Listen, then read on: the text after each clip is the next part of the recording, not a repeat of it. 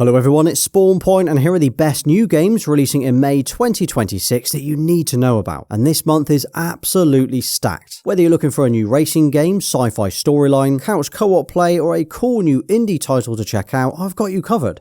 And first up, a game drifting into this month is Forza Horizon 6. This is the huge open-world arcade racing game that this time is heading to Japan. And that means 1 minute you're drifting through Tokyo City testing out your rear-wheel drive setup, then you're on the ski slopes checking if those winter tyres actually make a difference, smashing your way through the forest tracks or just taking it to the beach. Now I know a lot have said this looks just like every other Horizon game, but I'll be honest, having played it a few weeks ago, it is definitely noticeably better in visuals, car sounds and drifting. This really is everything we want and expect a Horizon game to be. But now we have this awesome Japan setting as well. There's the usual main story that you play through where you start as a tourist trying to earn your wristband through various races, but then you can still get out there and explore the entire island, which is now the biggest map yet. There's also loads of new features in this one, with a garage that you can fully customise to store your cars in, aftermarket cars scattered around the map which are pre-modded that you can buy, traffic has had a buff too where it actually looks a little more lived in, and there's even an auto drive feature if you're feeling lazy between races. So if you're as excited as I am to play this drops on May 19th on Xbox Series and PC, unless you go for the premium edition and you get to play this on May 15th. Now it is coming to the PS5 too, but we don't have a date yet, so this will be Game Pass for me day one.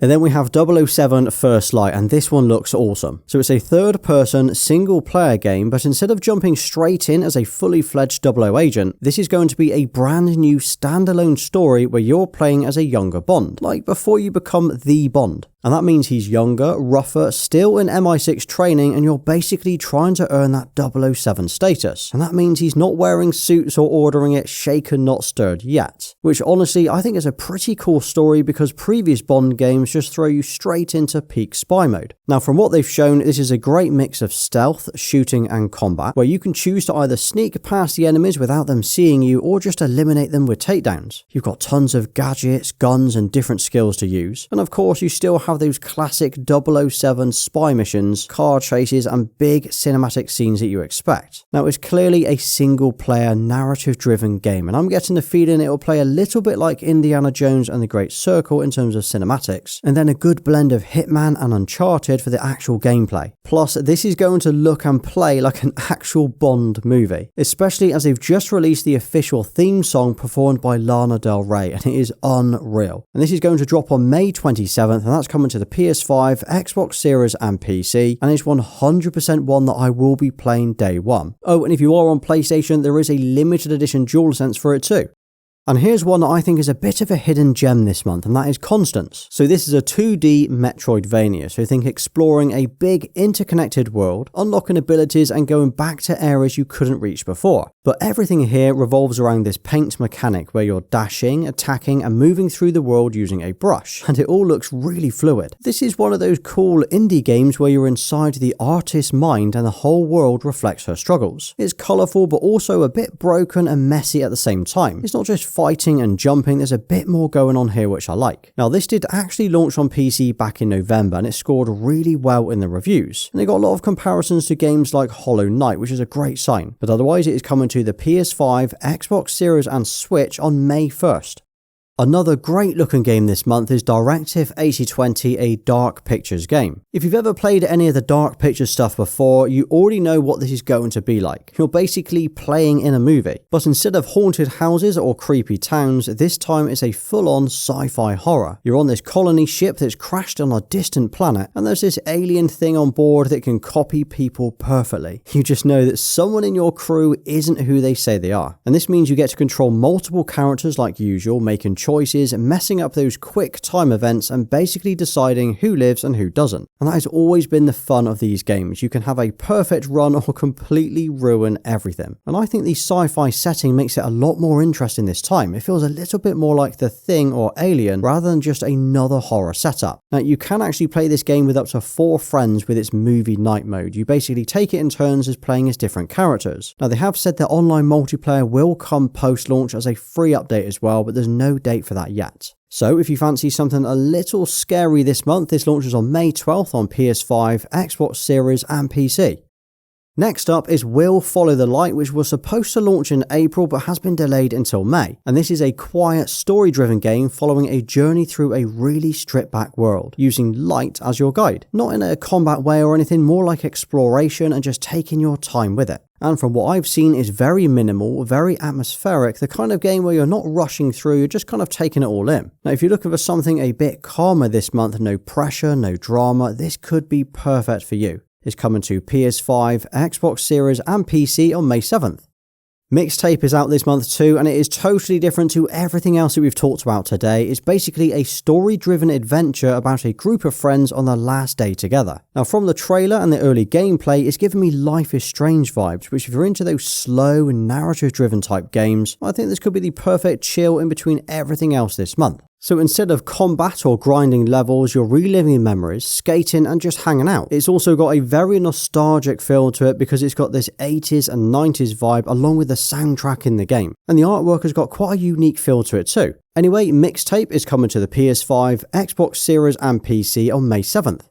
Also in May, we are getting a brand new LEGO game, this time LEGO Batman Legacy of the Dark Knight. I don't really feel this game needs any introduction because if you're a fan of LEGO games or Batman in general, you're going to play it anyway. And these games are always a ridiculous amount of fun to play, especially if you play them couch co-op. Now instead of doing just the one storyline, it's kind of a full-on greatest hits of Batman. You're starting off in the early years of Bruce Wayne all the way up to the Dark Knight with loads of the usual characters, villains and locations that you'd expect. But what I love about LEGO games is being able to explore the open world map, and this time it's obviously Gotham City. You'll be able to run across the rooftop, smash everything into coins, switch between characters and solve puzzles. Now I'm a huge fan of the LEGO games and I've probably played every single one. So to see this one is also getting couch co-op, it means I can smash through the entire game with my family or friends. And this is going to launch on May 22nd and that's going to be on the PS5, Xbox Series and PC and will definitely be a day one for me.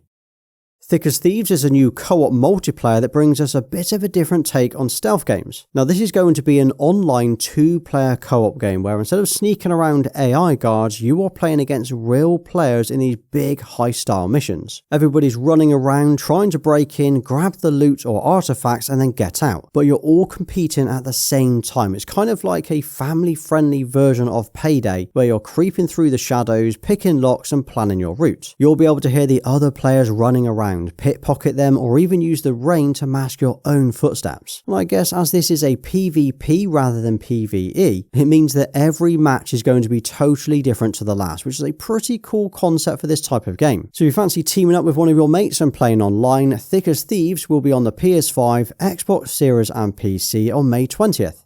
Now, if you've ever played The Sims, I mean, who hasn't, Paralives is going to be the indie version of that. It's a new life sim where you're able to build houses, create characters, manage their lives, relationships and jobs. But from what the devs have shown, it looks like it's going to be a lot more relaxed and grounded compared to The Sims. It doesn't have that big Sims energy, it just looks calmer and maybe even more personal, if that makes sense. But the big thing with this one though is the customization and the build tools. You'll be able to resize and build pretty much anything and place it wherever you want. You could make beds bigger, change the colors, customize and build how you want your house, rooms or even your shop to look. And the thing is, this game was announced back in 2019, so 7 years ago. So I know that some fans have been waiting a long time for this. So yeah, if you wanted to pretend that your life is perfect, maybe give Paralives a go as this goes into early access on PC on May 25th.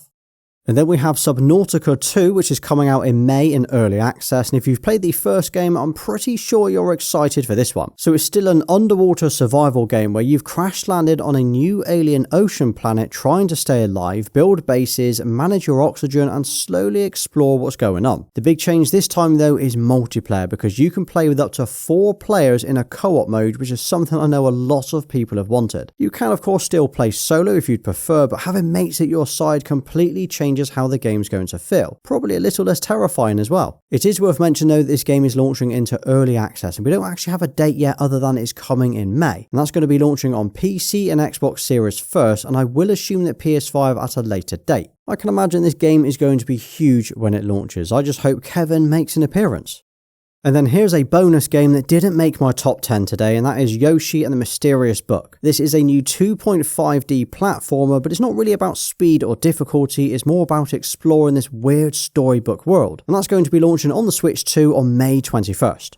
Okay, well that wraps it up for this month, and there is no denying that May is absolutely stacked. Now for me, I'm looking forward to 007 First Light and Forza Horizon 6. Those will definitely take up most of my time this May. But then I will also pick up Lego Batman, as I can play that with my family on the evenings. On top of that, I'm still playing through Saros right now on the PS5, and it is unreal. I'm really enjoying that game. But what about you guys? Anything that you're really looking forward to playing in May, or anything that I've missed today? Now drop a nice May games in the comments, and I'll give you a thumbs up for staying right till the end. And if you did enjoy today's video, check out my cheap PS5 accessory video next, as it covers 10 budget things that you can add to your PS5 setup. Well, thanks for watching. Please like, subscribe, and follow me everywhere.